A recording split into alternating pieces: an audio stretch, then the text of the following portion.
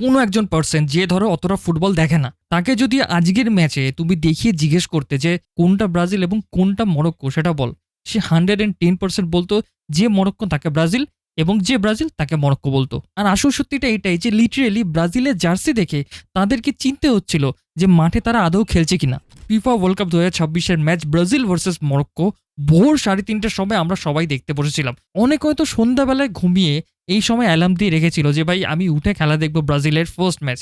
আর অন্যদিকে আরেক দল রয়েছে যারা হচ্ছে যে পুরো সন্ধ্যাটা একদম রাত জেগে রয়েছিল যে ভাই আমি একেবারে ব্রাজিলের ম্যাচ দেখবো, ভোরবেলায় 5:30-6টার সময় খেলা শেষ হবে এবং তারপরে ঘুমোতে যাব। কিন্তু তাদের একটা জিনিসই কমন ছিল, সেটা হচ্ছে ব্রাজিলের প্রথম ম্যাচ সেটা আমরা দেখব এবং ব্রাজিলের যে সাম্বা ম্যাজিক দ্য যোগো বনিতো যেটা ওয়ার্ল্ড ফেমাস, সেটা যেন আমরা প্রত্যক্ষ করতে পারি প্রথম ম্যাচেই। কিন্তু হলো কি, সেটার উল্টো। ভাই মরক্কো লিটারেলি স্কুলিং করে দিয়ে চলে গেল 5বারের বিশ্ব চ্যাম্পিয়ন ব্রাজিলকে। প্রত্যেকটা ডিপার্টমেন্টের ডিফেন্স, মিডফিল্ডার, স্ট্রাইকার, উইঙ্গার সবকটা পজিশনে কিন্তু মরক্কো একদম ডমিনেট করে আজকে দেখিয়ে দিয়ে চলে গেল যে ব্রাজিলের এই যে টিম বা এই যে গৌরব, যে 5টা স্টার তারা তাদের লোগোতে বহন করছে, সেটা কিন্তু একদম অতীতের একটা অধ্যায়।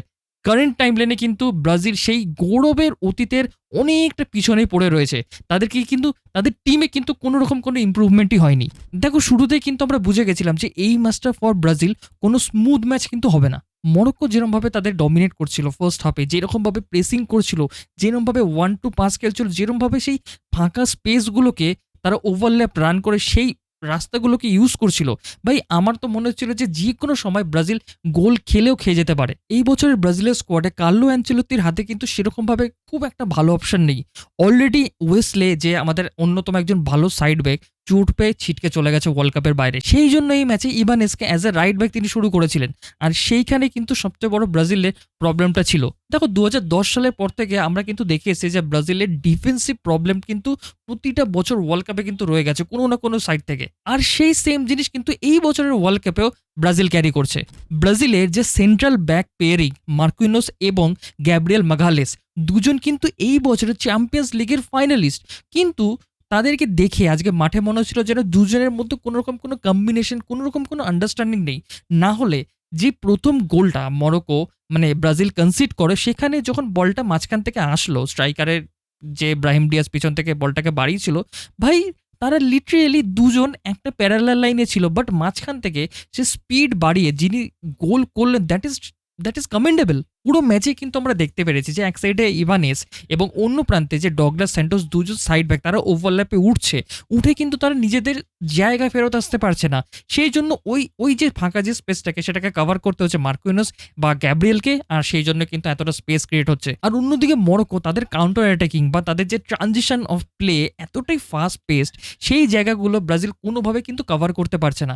এবার যদি আমরা মিডফিল্ডের কথা বলি, দেখো ব্রুনো গিমারেস, কাসেমিরো এবং লুকাস পাকেতাকে দিয়ে তারা ব্রাজিল শুরু করেছিল, কিন্তু এইখানে আমার একটা বড় প্রশ্ন থাকবে যে ওয়াই লুকাস পাকেতা 2026 স্টিল তিনি ব্রাজিলের টিমের হয়ে খেলছে, ভাই ওয়াই? কোনো প্রশ্ন নেই। অন্যদিকে কাসেমিরো ভাই তার তো মানে নিজেদের যে ফর্ম তার অনেক দূর দূরান্ত পর্যন্ত ছেড়ে চলে এসেছেন। আর ব্রুনো গিমারেস কিছুটা চেষ্টা করেছেন, তবু তার ফিজিক্যালিটি, তার এক্সপিরিয়েন্স দিয়ে, দেখো কার্লো আনচেলত্তি থেকে আমরা অলওয়েজ জানি যে তিনি কিন্তু সবসময় এক্সপিরিয়েন্সের দিকে একটু ঝুঁকে থাকেন। সেই জন্য তার দল যে চয়ন যে বা স্কোয়াড যে চয়েসগুলো হয়েছে, যেসব প্লেয়ারদেরকে তিনি নিয়েছেন তাদের ফর্মের থেকেও অনেক ইম্পর্টেন্ট প্লেয়ারদের থেকেও কিন্তু এক্সপিরিয়েন্সের দিকে তিনি অনেকটাই ঝুঁকেছেন। তবে আমি বলবো যে এক্সপিরিয়েন্স থাকলেও যে প্লেয়ারদের যে কোয়ালিটি, ঠিক আছে, যেরকম আমি যদি মরক্কোর কথা বলি, তাদের নাম্বার 6 বুয়াদি, ভাই 18 বছরের একটা ছেলে, বাচ্চা ছেলে, সে যেরমভাবে ব্রুনো গিমারেস, ক্যাসেমিরো এবং লুকাস পাকেতার উপরে স্কুলিং করে ডমিনেট করে দেখিয়ে দিয়ে চলে গেল যে সবসময় এক্সপিরিয়েন্সটাই হয়তো শেষ কথা নয়, যে ফ্রেশ ইয়াং প্লেয়ার, ঠিক আছে, স্কিলস, তাদের ইন্টেন্সিটি, সেই জিনিসগুলো কিন্তু অনেক সময় খুব ভারী হতে পারে। টু বি অনেস্ট ব্রাজিল কিন্তু একটা নাম্বার 10-এর অভাব প্রচণ্ডভাবে বোধ করছিল। আমার কোথাও না কোথাও মনে হচ্ছিল যে আজকের ম্যাচে কার্লো অ্যানচেলত্তি হয়তো শুরু থেকেই লুকাস পাকেতার বদলে ম্যাথিয়াস কুনিয়াকে স্টার্ট করলেও করতে পারতেন, সেখানে হয়তো তিনি অনেক বেশি এফেক্টিভ হতে পারতেন। দেখো নেইমার জুনিয়র না থাকার জন্য এমনিতেই ব্রাজিলের মাঝ মাঠের অবস্থা কিন্তু অনেক শোচনীয়। সেরকম কোনো প্লেয়ার নেই যে বলটাকে হোল্ড করে খেলাটাকে ক্রিয়েট করতে পারবে। আমাদের ব্রাজিলের মিডফিল্ড লিটারেলি ভাই 5 সেকেন্ডের বেশি বল হোল্ড করতে পারছে না।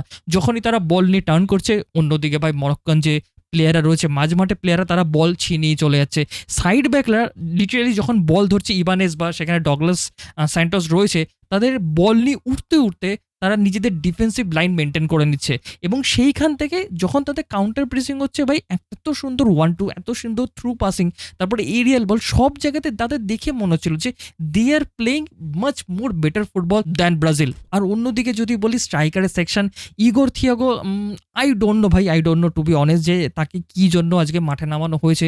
অবভিয়াসলি তার একটা বড় ফিজিক্যালিটি রয়েছে, তিনি এদিক ওদিক শুধু রান করছিলেন, কেন করছিলেন সেটা হয়তো তিনি নিজেও জানেন না।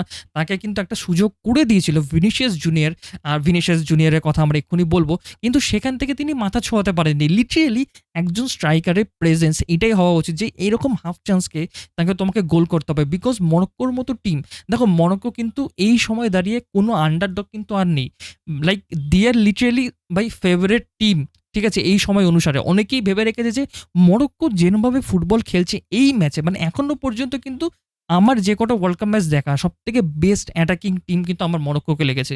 তো সেইখানে তুমি যখন তাদের এগেনস্টে খেলছো, তুমি কিন্তু বেশি সুযোগ পাবে না। তো তোমাকে এই সুযোগগুলো, এই চান্সেসগুলো যদি বাড়ি না করতে পারো, তাহলে ভাই যখন তুমি রাউন্ড অফ 32, রাউন্ড অফ 16 উঠবে, যখন তোমার সামনে ফ্রান্স পড়বে, স্পেন বা পর্তুগাল, জার্মানি, ঠিক আছে, বা ইংল্যান্ড, যে টিমগুলো রয়েছে ভাই, এর তো লিটারেলি তোমাদেরকে দুর্মুষ করে দিয়ে চলে যাবে এই ব্রাজিলকে। তোমার যদি মরক্কোর এগেনস্টেই এরকম সিচুয়েশন হয়, আর আমি তো উল্টে বলবো যে মরক্কান প্লেয়ার্সদের লিটারেলি দুঃখ পাওয়া উচিত, বিকজ তাদের এই ম্যাচটা জিতে বেরোনো উচিত ছিল। যেরমভাবে তারা ফুটবল খেলেছে, যেরমভাবে তারা কম্বাইন করেছে, যেরমভাবে তারা অ্যাটাকের ইন্টেন্সিটি দেখিয়েছে, ছোট ছোট পাসেস, ঠিক আছে, 1-2, তারপরে বলের উপর কন্ট্রোল, পুরো পুরো খেলাটাকে ছড়ানো, দুটো উইংকে ক্রমাগত ব্যবহার করা, ডিফেন্সের স্টেবিলিটি, ডিফেন্সের লাইন, ঠিক আছে, তারপরে মাঝ মাঠে নাম্বার 6-এ যে পারফরমেন্স, ভাই অনবদ্য ফুটবল। এবং এই সব কিছু নেগেটিভ কথাবার্তার মধ্যে একটাই saving grace, that is Vinicius junior. আমি বলেছিলাম যে ভিনিসিয়াসকে নিয়ে আমি হয়তো অনেক সময় অনেক ক্রিটিসাইজ করি, অনেক কিছু কথা বলি, তবে টু বি অনেস্ট আজকের ম্যাচে কিন্তু ভিনিসিয়াসই ব্রাজিলকে সেই গুরুত্বপূর্ণ এক পয়েন্ট কিন্তু এনে দিয়েছে। যদি ভিনিসিয়াস ওই গোলটা ব্যক্তিগত নৈপুণ্যে না স্কোর করতো, তাহলে কিন্তু প্রথম ম্যাচেই ব্রাজিলকে স্কোর বিহীন, মানে 3 পয়েন্ট, মানে একটা হার নিয়ে কিন্তু তাদেরকে ঘরে ফিরতে হতো এবং তাদের গ্রুপের লড়াই আরও কঠিন থেকে কিন্তু কঠিনতর হয়ে যেত। তবে সবশেষে যদি বলতে হয়, দেখো কার্লো অ্যানচেলত্তির ওপরে আমার সম্পূর্ণ আস্থা আছে, সম্পূর্ণ বিশ্বাস আছে। আমরা জানি যে দাদু তিনি কি করতে পারেন, রিয়াল মাদ্রিদে আমরা সেই প্রমাণ কিন্তু পেয়েছি। তো এই টিমে যখন ধরো নেইমার রিটার্ন করবে, বা তিনি যদি ঠিকঠাক, মানে আফ্রান্টে যদি রাফিনার সাথে ভিনিসিয়াসের সেই কম্বিনেশনটা যদি বসে, যদি তিনি এনরিককে এই টিমের মধ্যে ইনক্লুড করতে পারে, মানে রিপ্লেস করে ইগর থিয়াগোর বদলে, তিনি যদি মাঝখানে ম্যাথাস কুনিয়াকে নিয়ে আসতে পারেন, আর তাদের মধ্যে যেই কম্বিনেশনটা সেটা যদি ক্লিক করে যায়, তাহলে কিন্তু আমার মনে হয় এই ব্রাজিল আরও বেটার ফুটবল খেলতে পারে। তবে চিন্তা যেটা সবথেকে বিষয়, যেটা ইম্পর্টেন্ট, সেটা হচ্ছে ভাই ডিফেন্স লাইনে। আমি জানি না এই ডিফেন্স লাইনে কি হবে। দেখো আমাদের কাছে অপশন রয়েছে ড্যানিলো, অন্যদিকে অ্যালেক্সান্দ্রো, তারা ভাই মানে কিছু বলার নেই টু বি অনেস্ট। মাঝ মাঠে আমাদের কে অপশন রয়েছে, কাসেমিরোকে বসিয়ে আমাদের কান্ত হচ্ছে ভাই 62, ভাই 80 বছরের বুড়ো ফ্যাবিনিও। তাহলে বুঝতে পারছো যে এই টিমের ডেপটাই কতটা খারাপ। সেইখানে আমাদের কোন রাউন্ড, যদি আমরা কোনো ক্রমে গ্রুপ স্টেজটা মানে পেরিয়ে যেতে পারি, তাহলে পরে আছে রাউন্ড অফ 32, রাউন্ড অফ 16, তারপরে কোয়ার্টার ফাইনাল, সেমিফাইনাল, ফাইনাল। একজন ক্রিয়েটিভ প্লে মেকার ছাড়া, যে মাঠটাকে কন্ট্রোল করতে পারে, তাকে ছাড়া এই টিম কত দূর যেতে পারবে? ইভেন গ্রুপেও কিন্তু তাদের অনেক চাপ রয়েছে।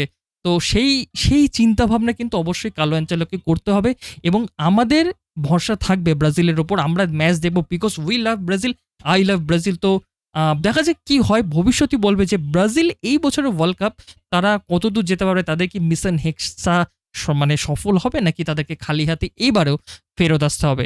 যদি তোমাদের ভিডিওটা ভালো লাগে অবশ্যই এটা সাবস্ক্রাইব করে দিও এবং লাইক কিন্তু করতে ভুলো না। দেখা হচ্ছে তোমাদের সাথে নেক্সট ভিডিওতে। টাটা।